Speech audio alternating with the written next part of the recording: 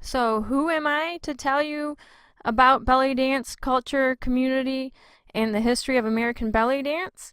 Well, I am a long time, lifelong learner of belly dance. I have studied under numerous different teachers, both male and female, here in America and those who came to America from other countries.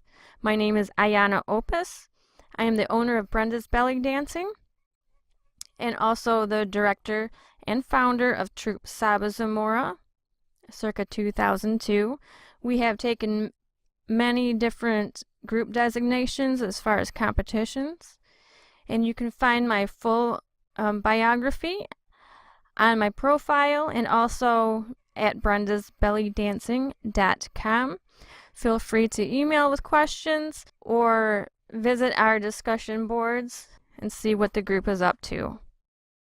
Locked in This Dance is a secret language that tells the story of women's lives, their passions and their spirituality, their sacrifices, their joys, their intuitions, their emotional life drama. So consider what that says.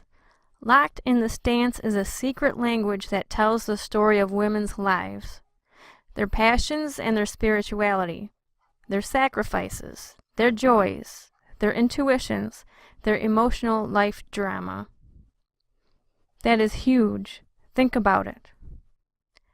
This is something to consider the next time you see a dancer of any type out on a stage or on a dance floor. They are expressing themselves personally, and through movement, they are allowing you into their life, into their deepest and darkest wants, needs, and it's not something to be taken lightly. This is a very just kind of a personal style of dance that we need to be aware of and respect the individuals who put themselves out there and do that. It takes a lot of guts. So that's one thing, is you need to be confident in yourself, and you need to present yourself in a way that you feel appropriate.